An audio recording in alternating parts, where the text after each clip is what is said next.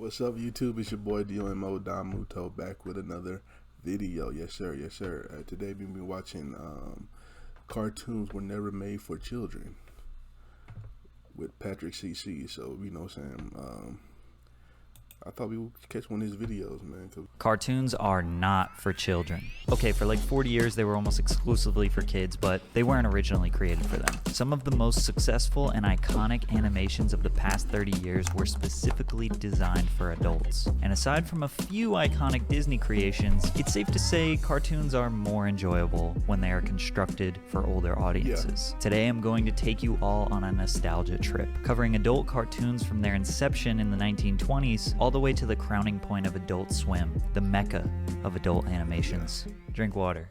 In the 1920s, Hollywood was booming, producing an average of 800 feature films per year. There were some cartoons, but they were still in early development. The few cartoons that were made in the 20s were shown at cinemas before a feature film. They were essentially short films with no dialogue, just music and sound effects. It was also in the 1920s where there was a big push for harsher censorship in films and theatrical performances. The Supreme Court ruled in 1915 that free speech did not extend into motion pictures. A lot of films, such as the ones performed at the New York stage, had mature content, nudity, cursing, and adult subject matter. It was like the Wild West with no rules and regulations. In 1927, there was a censorship committee formed by Will Hayes, a Republican politician, to propose some do's and don'ts in the film industry. It took a while for these suggestions to become an actual enforced code, known as Hayes Code, and in the meantime, cartoons would take advantage of the minimal regulations.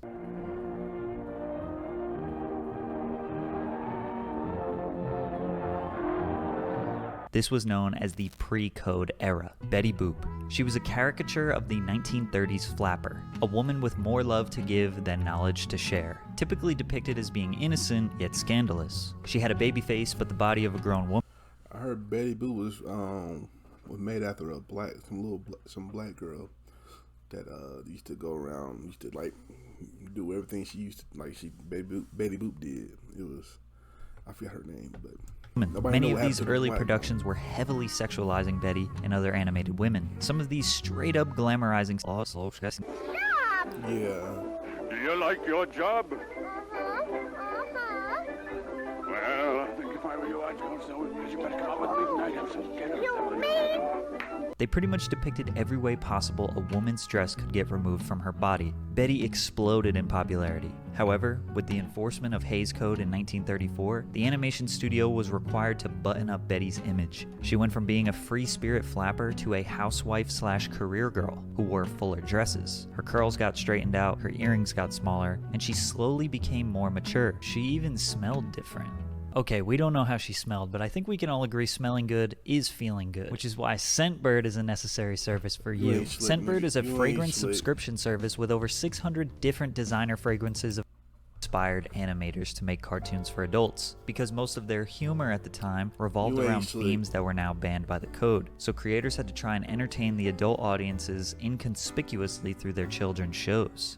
Animated shorts hit new strides in the 30s, with the creation of Mickey Mouse, Donald Duck, and Snow White. These animations were good enough to captivate audiences for extended periods of time. In the 40s, there was Bugs Bunny, Tom and Jerry, Bambi. They were definitely designed for children, but parents could watch and be entertained. Storylines were basic, most of the humor came from silly faces, characters getting hurt, and just basic tropes that would make kids laugh. In 1949, the first animated television series was launched, called Crusader Rabbit. Gumby in the 50s was a groundbreaking new animation style, but most of the 50s was dominated by the same kid-friendly animations from the 40s. Television sales were exploding in popularity, but animated series were not regularly programmed yet. You had experimental 5-minute episodes programmed by various stations at different times. Niggas used to watch, you'd pay $200 just to watch a black and white in like 3 channels, bruh.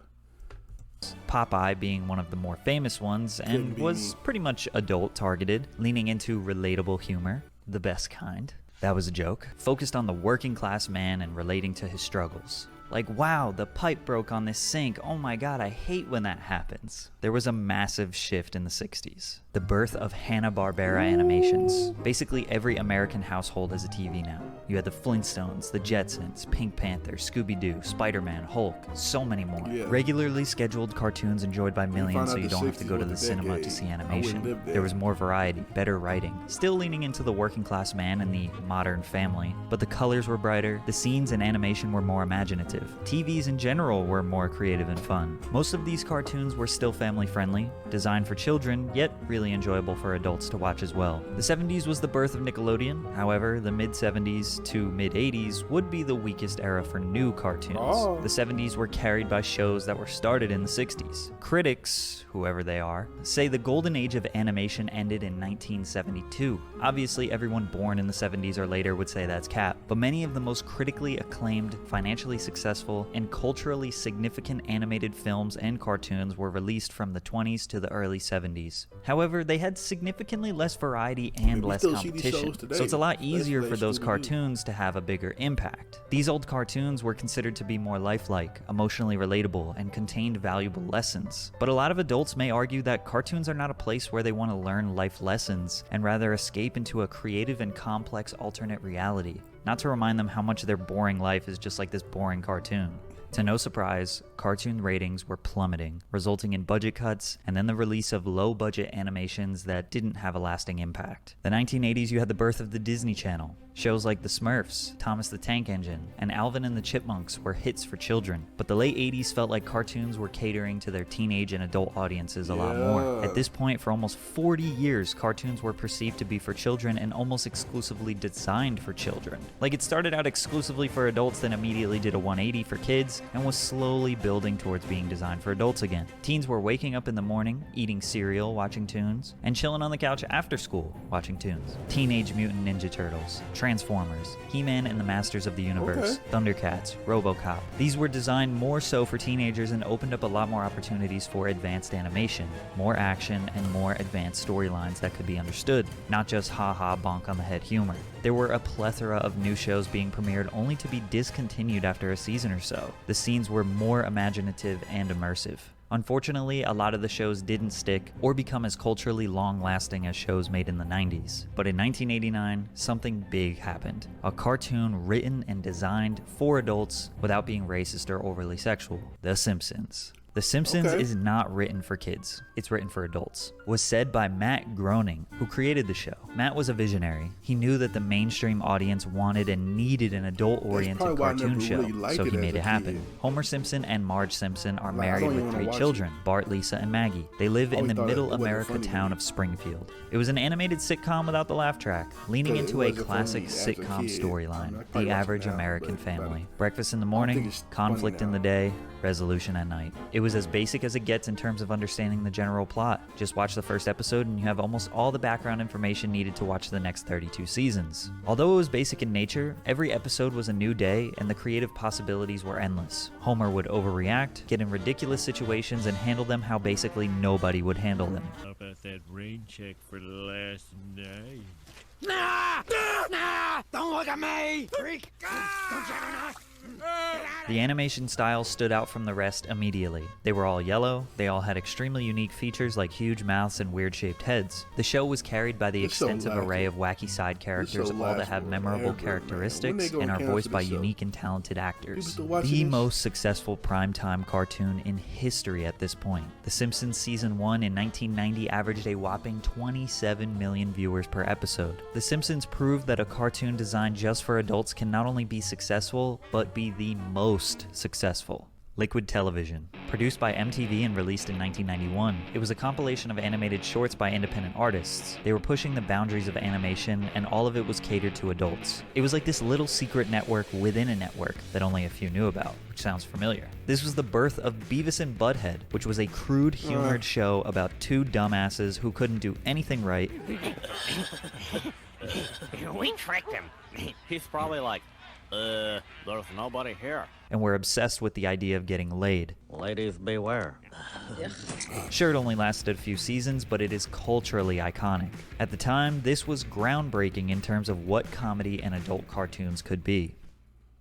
Primarily children watch cartoons, but adults watch cartoons too. In fact, in the evening, on the average evening, more adults are tuned to the Cartoon Network than are tuned to CNN. That was Ted Turner, creator of the iconic Cartoon Network. Ted was a visionary who knew how badly the world needed cartoons. His strategy started with buying the rights to every cartoon ever made. Sounds like an overstatement, but let me break it down. Ted founded CNN, the very first 24-hour news network in 1980. 1 year later, he purchased MGM Studios and United Artists for $1.5 billion, in which he sold a portion to cut down on the debt. He remained with MGM's pre-1986 library, which included thousands of films, but more importantly, a ton of classic cartoons. Looney Tunes, Merry Melodies, Popeye, the list goes on. In 1991, he purchased almost all of Hanna-Barbera Productions' catalog, which included the Flintstones, Scooby-Doo, the Jetsons, and many, many more. Basically, Ted now owned the rights to every popular cartoon made in the last 60 years that wasn't made by Disney. And with that, he started the first ever 24-hour network dedicated to strictly cartoons. The Cartoon Network did not explode in popularity right away. It was a bunch of reruns of old shows acting as a little nostalgia kick for older folks. This ultimately was a genius strategy because imagine trying to start a 24-hour network with 0 shows that people knew. It would be impossible to get off the ground. So the network started with only old shows and got to work producing originals. Just when you think TV is going to be taken over by all adult animations, we got another renaissance of children's cartoons on Nickelodeon. Doug, Rugrats, Ren and Stimpy, Rocko's Modern Life, Kablam, Ah Real Monsters, Hey Arnold. Nickelodeon was the go-to place for children's cartoons, even though some of these early cartoons were barely for kids. While Disney was producing the perfect imagination land where everything is happy and nice, Nickelodeon was bringing totally original animation styles, grim scenery, and taking creative risks. Cartoon Network slowed down on airing old shows in 1996, and they were ready to roll out their originals. Dexter's Laboratory, Johnny Bravo, Cow and Chicken, Ed, Ed and Eddie, Courage the Cowardly Dog. Look, fuck all that old shit. This the golden age. Fuck all Popeyes, Scooby-Doo, all them shows. Fuck all them. This right here. This is it. Safe to say in the 90s, the line between what cartoons are for adults and what cartoons are for children is very blurry. It could be because the censorship that was enforced in the 30s wasn't really challenged for 50 years or so when The Simpsons came out. I'm not saying that the 90s cartoons were edgy, but they were a little darker, more intrepid, more intense, and overall more adult appealing. The 90s in general were a little darker and rebellious towards the 80s, where everything was seen as loud, colorful, and glamorous. Counterculture became cool, grunge music and gangster rap became popular. So cartoons really blended in with the aesthetic of the culture. We are going to be different. So let's be cool and reserved and do exactly the opposite of what the 80s would do. South Park, 1997. The first episode was crass, in-your-face humor. Ike, you can't come to school with me. Yeah, go home, you little dildo. Dude, don't call my brother a dildo. What's a dildo? This show was not for kids, which is funny because it's a bunch of 4th graders. At this point, The Simpsons proved you can make fun of pop culture, make fun of politics, make edgy, rude jokes while entertaining millions of people and creating a 9-figure worth show. South Park is not unique in its use of satirical humor, but it is one of the most effective satires due to its production format. The scripts for episodes are not written before the season begins, but the production of an episode begins on a Thursday with the creators, Matt Stone and Trey Parker, and the show's writers brainstorming ideas for the episode. The script will be written, animated, and voiced for release on Wednesday nights, just 6 days of work. We work between 100 and 120 hours in a 7-day week to deliver the episodes.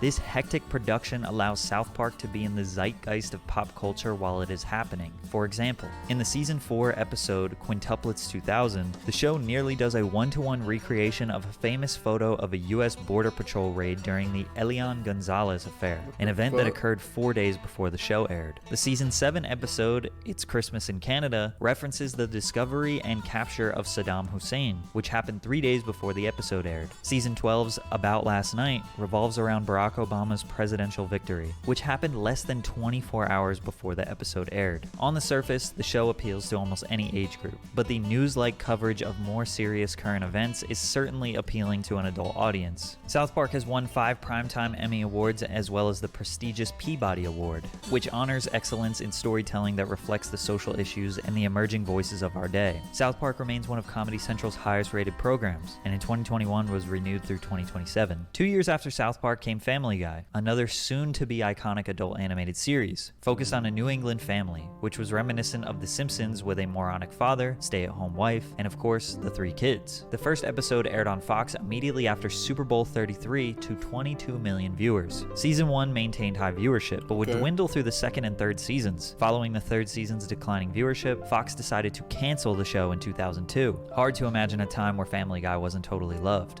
Maybe it was just too similar to The Simpsons? This wasn't the end of the Griffins. There would be a savior coming to their rescue. The 2000s, a new century. This meant change. Changing back into kid-friendly cartoons? Again? Nickelodeon started drifting from the grim, dark cartoons to more companionable and kid-friendly with the additions of SpongeBob, Fairly Odd Parents, The Wild Thornberrys, Rocket Power, Jimmy Neutron. They still had Invader Zim, Cat Dog, and Danny Phantom. Disney Channel was even more kid-friendly. Cartoon Network was kind of the place where the cool teenagers indulge, but it was spiraling down pretty fast. The network had a new CEO when the company was merged with Time Warner AOL. New ownership and new leadership will lead to changes. All of their iconic shows like Dexter's Lab, Johnny Bravo, and Courage were getting canceled. They rebranded, launched a few new shows that are beloved today but weren't necessarily hits at the time. Codename Kid Next Door, Billy and Mandy, Foster's Home for Imaginary Friends. These shows were a little bit softer compared to previous Cartoon Network originals and were loved by children, but not teenagers and adults. So there was a gap in the market. There wasn't a go-to place where adults could escape into an animated universe and not have to worry about censorship and juvenile humor. Until 2001, with the birth of Adult Swim, the very first animated network designed specifically for adults. Adult Swim was a wild era, man. The branding was clever, all kids out of the pool, because now it was time for the adults to have some fun without all the childishness. The shows often had a more mature sentiment, coarse language, and sexual innuendos. The Adult Swim programming block launched just 2 nights a week, with one of those being just a repeat of the other. Original series would be aired such as Aqua Teen Hunger Force, The Brack Show, Space Ghost Coast to Coast, C-Lab 2021, and more. Adult Swim kinda had a cheat code to launch the network. Since Ted Turner purchased the Hanna-Barbera catalog in the 90s, they were able to use classic cartoons such as Scooby-Doo and new shows like Harvey Birdman. This may not seem like a big deal, but having the rights to a classic cartoon and being able to tell a new story around those 50-year-old characters is a huge advantage to gaining new viewership. Imagine your dad flipping through the channels and seeing Yogi Bear on the witness stand. He would be confused but interested to see one of his childhood cartoons be reimagined. Adult Swim could arguably get the credit for introducing Americans to anime, broadcasting popular shows like Cowboy Bebop and Mobile Suit Gundam. CW, Adult Swim and CW, because CW show was showing Yu-Gi-Oh and Pokemon, I believe. I think it was CW or WB. I think it was CW. I remember watching Pokemon, Yu-Gi-Oh, Yu Hockey show like Saturday mornings. So, but Adult Swim, yeah, of course. By late 2002, the network was becoming more interested in obtaining the rights to animated series that had been canceled. Again, knowing how hard it is to make new cartoons and get a new audience when you can just capture an already existing audience. One of the first and more notable of these was Futurama, which they obtained the rights to reruns for a reported $10 million. Jim Samples, Cartoon Network's executive VP, said, "Futurama reruns will take our Adult Swim programming to a whole different level." Adult Swim would come to the rescue for another show, which would become a pivotal moment for both the network and the series. Family Guy. 3 seasons that had previously aired on Fox would now have a new home on Adult Swim. The president of Fox tried selling Family Guy, but nobody wanted it. We ended up giving them to Cartoon Network basically for free. In 2003, it became the block's top-rated program. The Griffins boosted the viewership of Adult Swim and Cartoon Network as a whole by 239%. The same week Family Guy aired on Adult Swim, Fox released the first 2 seasons on DVD. 400,000 copies within a month were sold. The reruns and DVDs were so successful that Fox ordered 35 new episodes of Family Guy in 2004. Adult Swim officially brought the show back from the dead. With a massive increase in viewership, the Adult Swim block was expanded from 2 to 5 nights a week. Adult cartoons were about to take over. 2005 to 2015 would arguably be the peak of Adult Swim. Futurama and Family Guy were bringing in the consistent new viewers who were slowly and surely getting into the network's originals such as Venture Bros and Aqua Teen Hunger Force. Man, you gotta check this out. Oh, yeah, baby. That's a neat car she's washing. You think that's a straight 6? I think I have a straight 6. Ooh, your sexual innuendo is priceless. Iconic long-running shows like Robot Chicken and the Boondocks would be introduced. I tried. Sorry, honey, sorry. I just gotta crap like a bastard. I can't wait. Syndicated classics, King of the Hill and American Dad are running. Not do. Like Adult Swim, yeah, we're doing their thing, man. How could you do this to me, Puff Puff? In 2007, they would expand their programming to 7 nights a week, even branching out of animation with the Tim and Eric Awesome Show, the Eric Andre Show, Loader Squad. Although its popularity was at an all-time high, Adult Swim still felt like this dark corner of TV that only people with a secret password were allowed to watch. These were shows you escape into when you're alone at night and with all the lights off, not with the whole family in the living room. You built relationships with the characters and became emotionally invested. If you were young, you didn't want your parents to find out what you were watching. Adult Swim gave up-and-coming creators a chance to display their animations to the masses. They embraced underground hip-hop and lo-fi, which at the time had very little representation. They were also known for their iconic bumps, which were 5 to 10 second segments after the show and before commercials. Also after the commercials and before the show. These bumps took away an extra commercial or two to provide a nice transition for the viewer. Most networks would just run another commercial for the bag. They were designed to be relaxing, usually accompanied with a creative or funny visual and calm music. The black screen with white text became the most iconic bump style. In 2021, people were creating their own Adult Swim bumps on TikTok, and it was probably the best trend I've ever seen on that app. Adult Swim wasn't this roaring financial beast like Nickelodeon or Disney Channel or even its host Cartoon Network, but they were creating culture and satisfying a market that was so desperately in need of something beyond Family Guy and The Simpsons. Cartoon Network had a second boom in the 2010s with Adventure Time, Regular Show, and The Amazing World of Gumball, while Disney and Nick were hanging on for dear life. However, Adult Swim would get blessed with the introduction of Rick and Morty in 2013. Rick and Morty follows Rick Sanchez, a cynical mad scientist, and his timid grandson Morty. These two split their time between a complicated home life and interdimensional space travel. There aren't enough words to explain the imaginative and insane plot lines in this show. It's been memed heavily and the mainstream audience definitely makes it seem a bit cringe, but it's a really great show even still to this day.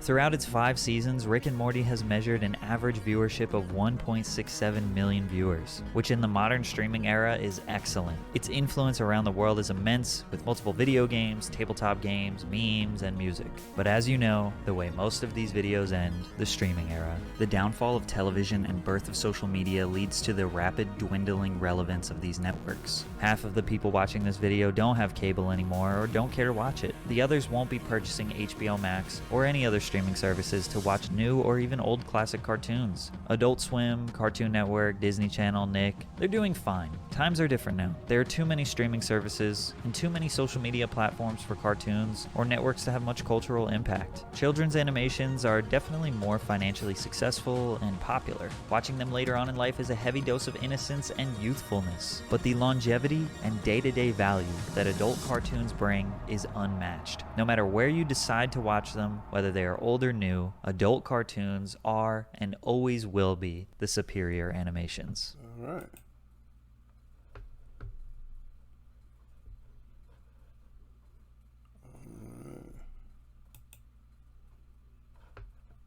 Hold on, let me get to it. That's crazy because